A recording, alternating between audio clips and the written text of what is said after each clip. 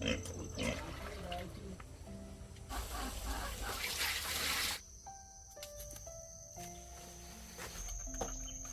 nào. Bảo về đi vào.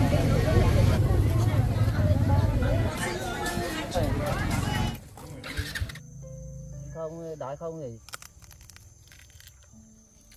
đi về đi, chúng ta về đi. Nhẹ cho cháu đấy à?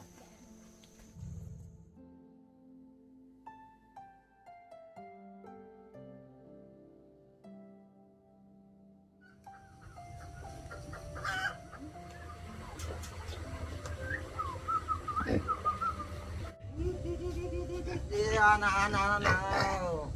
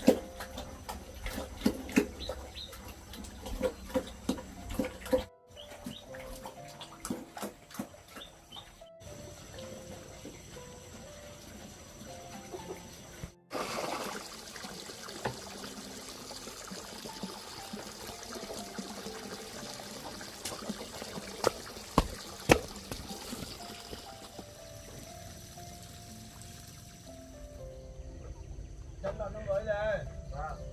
Bố con mình ra ngoài kia đánh mía. Nhiều bán. Vâng.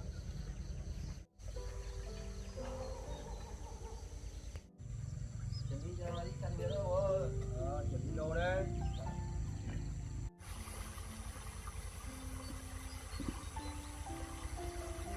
Con cái bố ơi, để đi đi. Được rồi đây.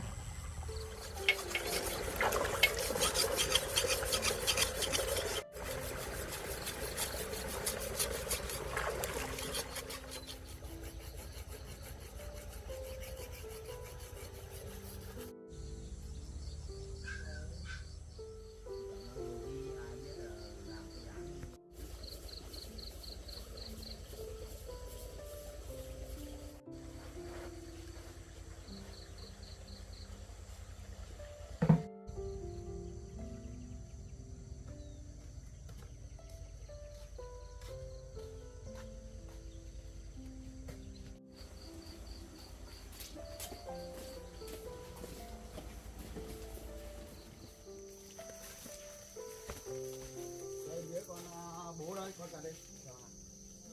Bố đấy. Đẹp thế nhỉ, tốt nhỉ.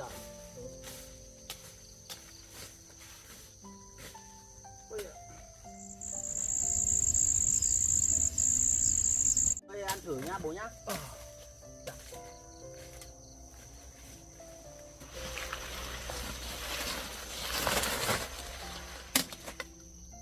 Đây bố ăn thử đi. Ăn rồi. Thì chậm ngọt nha.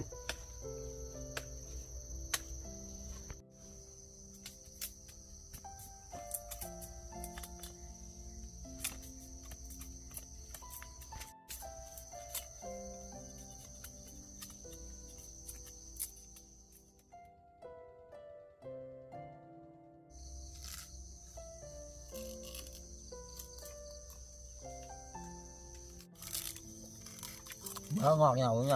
Ờ.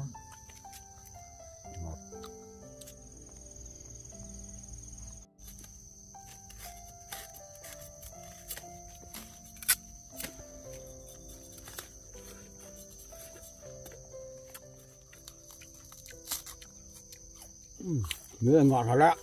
Ngọt nước à? Ngọt lắm.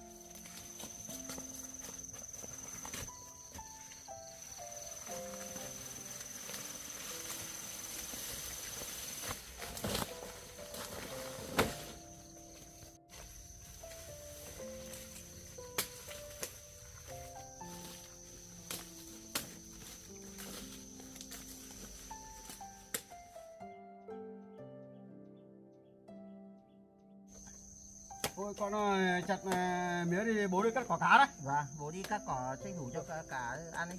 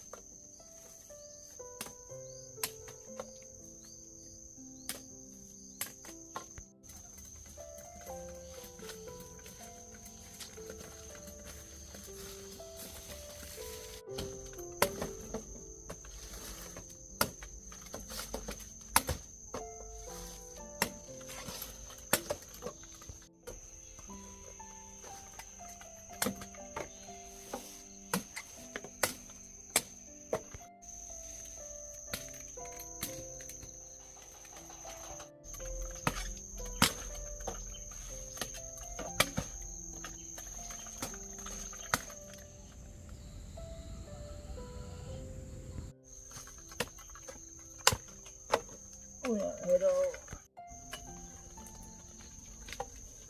Ôi, chết đứa ở ngồi đi con. Vâng.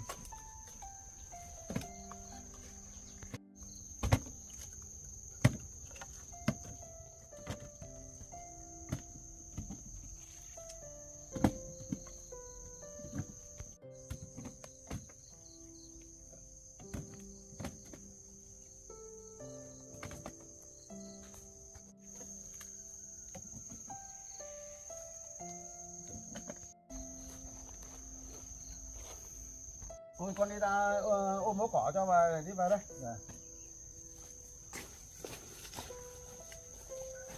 Ai để về nào? Đi về đây.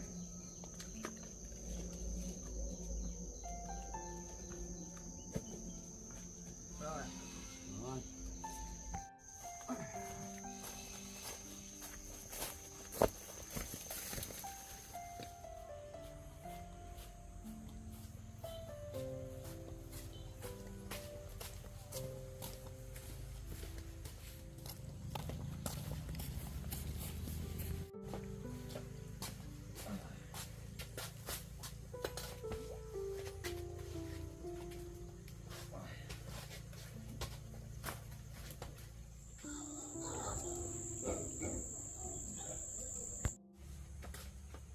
Con chân cá đây.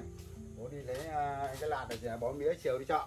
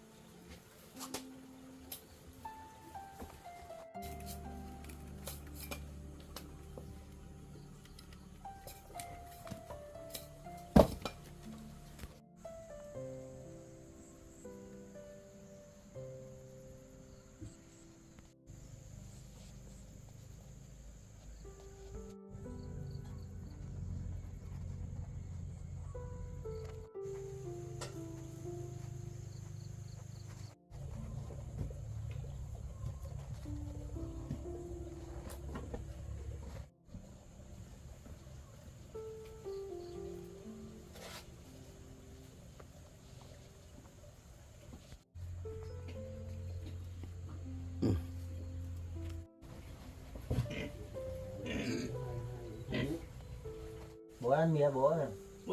Bố xin.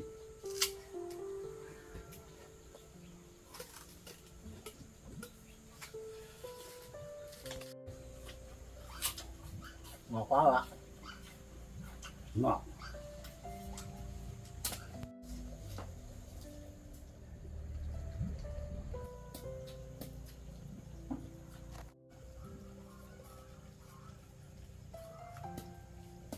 Sẽ vào ngồi đi chợ đi. Và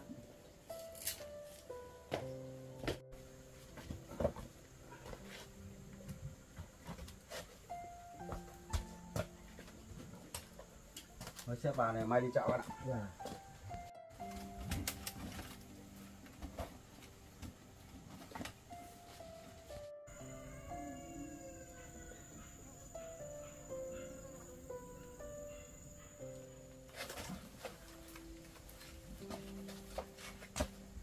con đi đây. Con ơi mũ này. Mất rồi là con đâu đâu.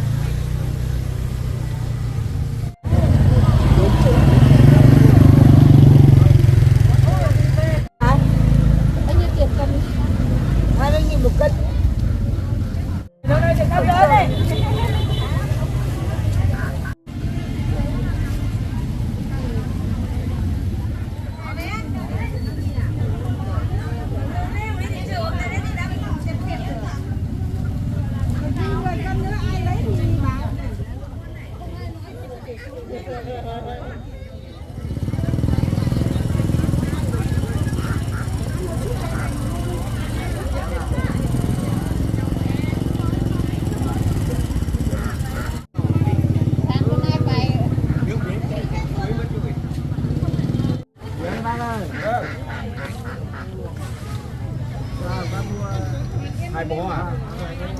Thế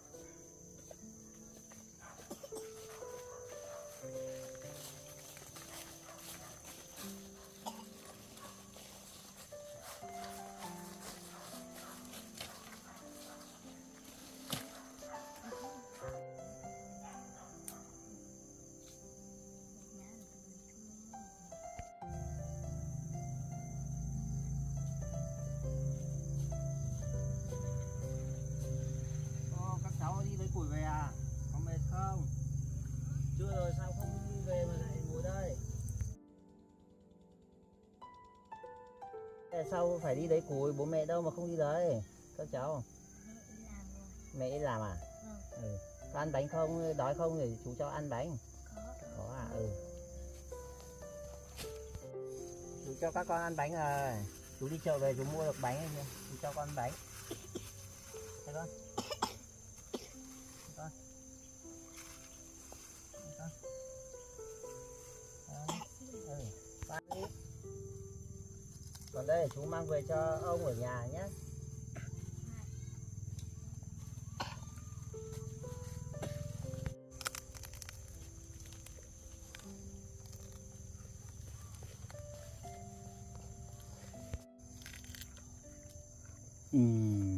Quá nhỉ.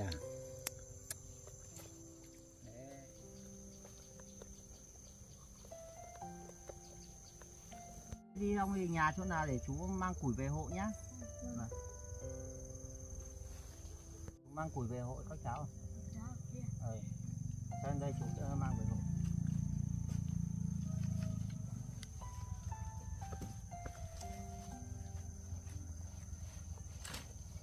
Đi về đi, chúng ta về đi.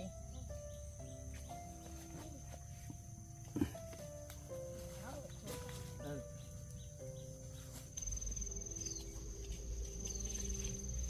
Chúng ta đi về đi, cháu cầm ra đi để đi về. Đi đứng dậy đi về. Đi.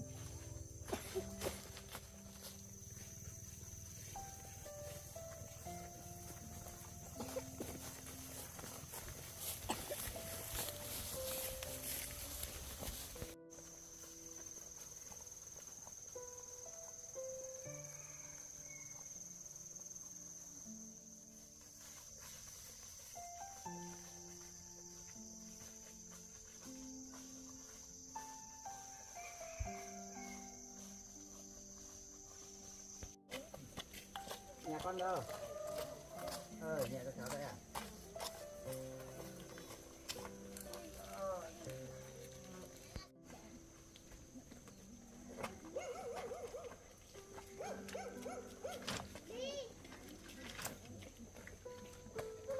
Đi chú về nhá.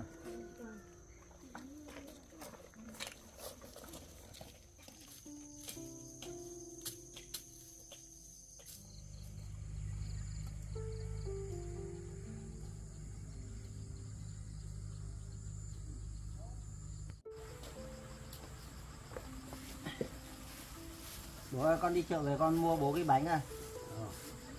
Bố ăn đi.